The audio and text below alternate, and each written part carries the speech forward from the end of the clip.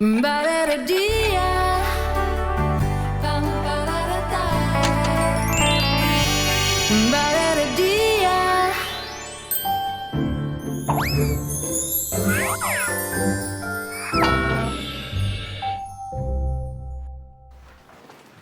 进，来吧。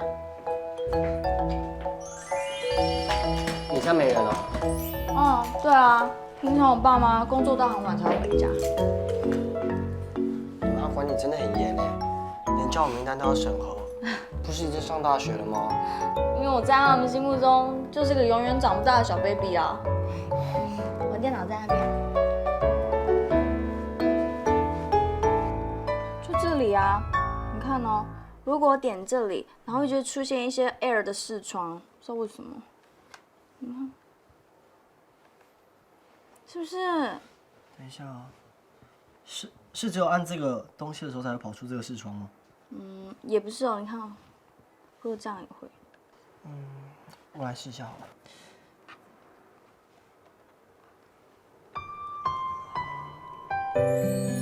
怎么了？修电脑突然害羞起来了？没有啊，哪有？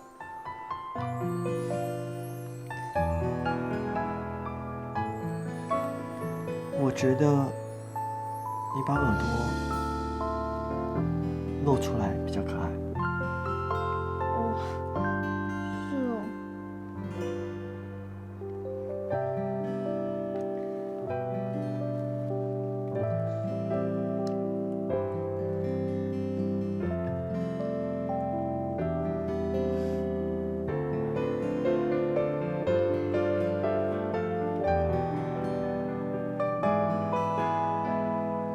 学长，不要怕。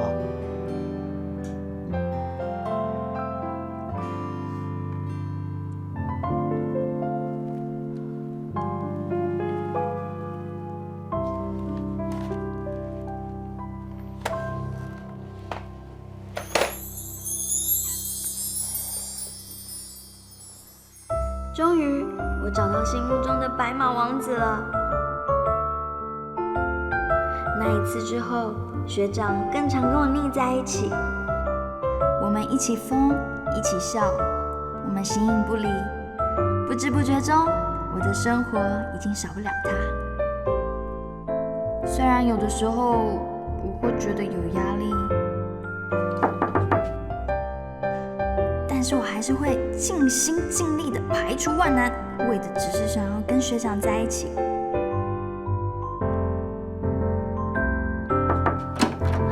吃水果了？不，我很想睡觉。不用吵我了哦，谢谢妈。只要他对我好，我会给他全世界。喂，妈，你在干嘛？哦，没事没事啦，我会照顾自己。我想说，如果你在忙的话，就晚点回来没有关系。好，拜拜。妈，今天晚上我想一个人静一静，你晚点回来。好，拜拜。喂，妈，今天百货公司周年庆哎。哦，我不去啊，我身体不舒服。好，拜拜。妈，现在家里停电了，你不要回来。哦，莫慌，等到有电的时候我会 call 你。好，就这样了，拜拜。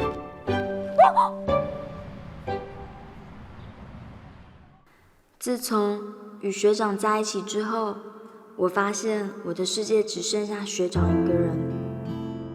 但是不知道为什么，学长好像慢慢的不再以我为中心，我已经不是他的小太阳了。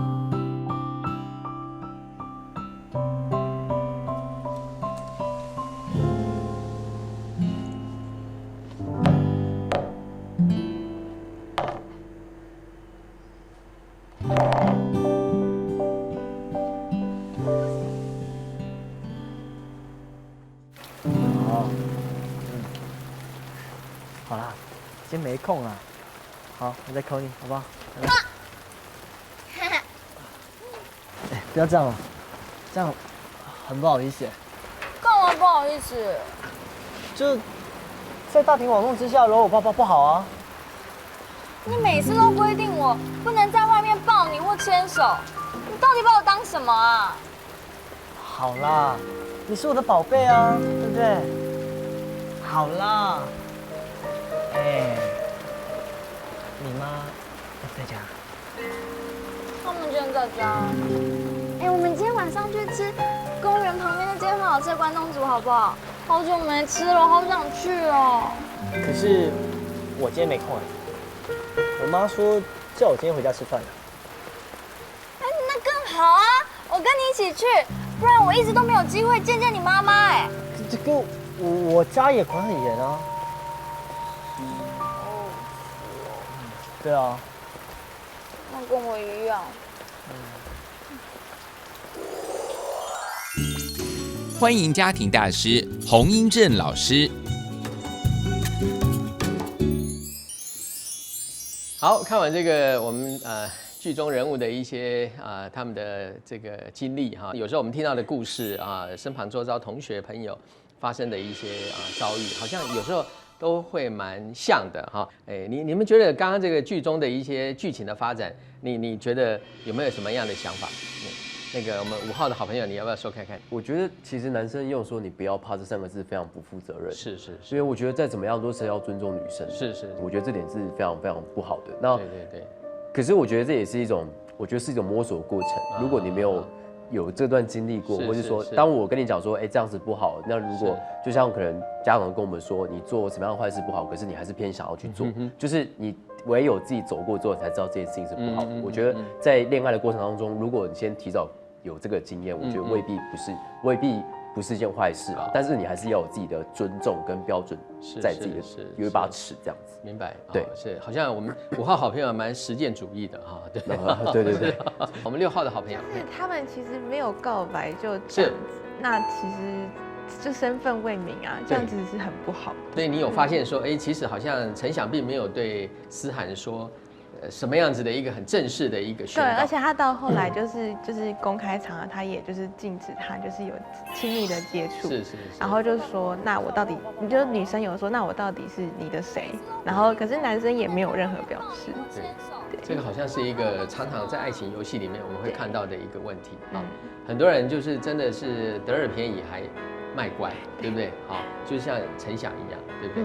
好，那我现在来请教一下我们的年轻的朋友，好不好？别人对你告白或者你告白，你觉得是非常重要，在你们的爱情发展中是一个必要的、关键的、重要的，请你用笑脸来表示，好不好？来，好，真的吗？你都觉得很重要，你也觉得很重要啊？为什么呢？他就是给你一个名分啊，因为我比如说我现在这个男朋友也是，就是他一开始还没有在一起之前，他都会偷牵我的手，然后后来我就非常的生气，我说我们是朋友，就是这种动作已经超出友情以外的范围，所以你现在要表达的意思是什么？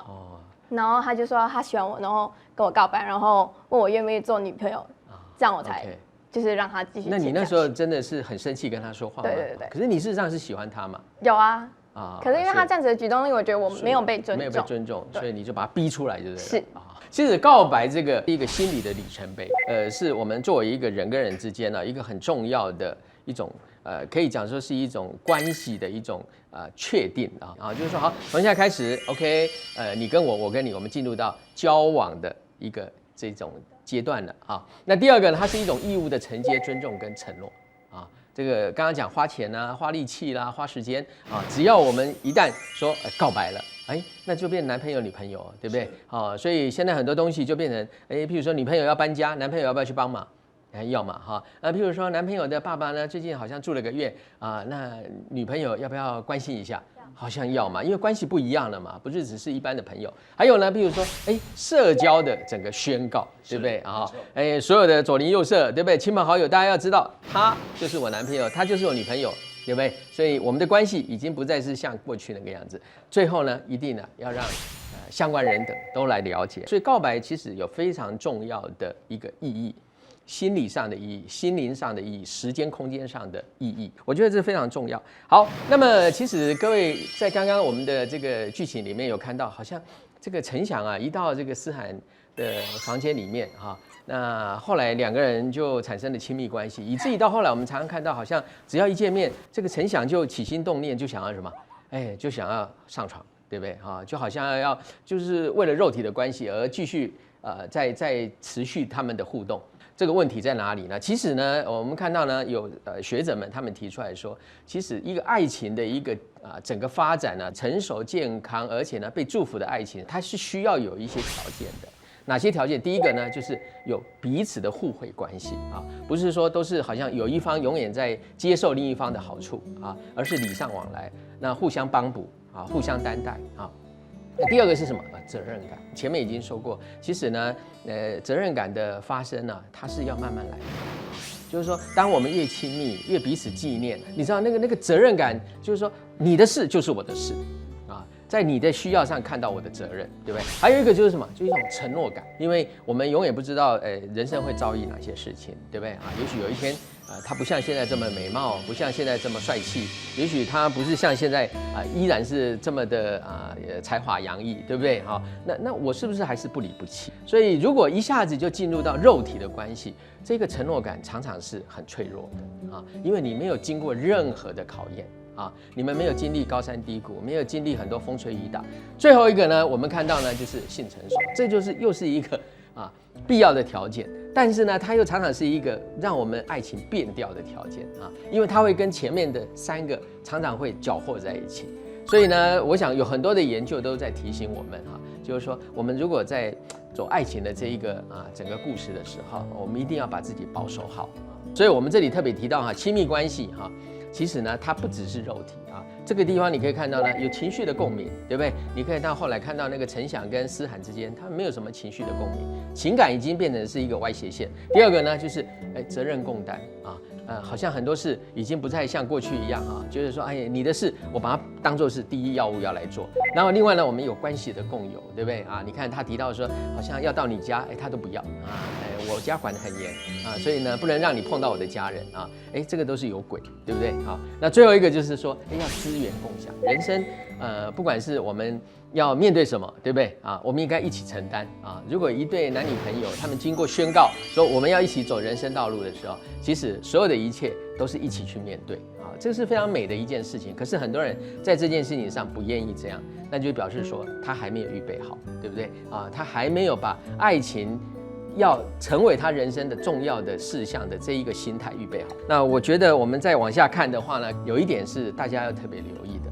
就是你可以看到呢，那个父母跟思涵的关系似乎不是那么的紧密那连譬如说孩子最近遭遇哪些事情，他的房间里面到底有什么样的一些变化，可能这个父母亲因为忙碌的关系，好像不太了解。在剧中呢，思涵也提到说，他的妈妈、爸爸都是早出晚归我觉得我们所有的家长，即便我们的孩子进入大学、研究所乃至他已经成年了，我觉得我们对他的关心不能有任何的退步一样要持续的关心关心可以代表更多的尊重，而不是辖制，而不是好像要求，是一种尊重。所以最后呢，我们请各位好朋友一起来看，好不好？这是我们今天呢想跟电视机前面的好朋友还有各位一起来学习的，就是我们建立一个稳定的、健康的爱情关系呢。首先第一个就是要什么？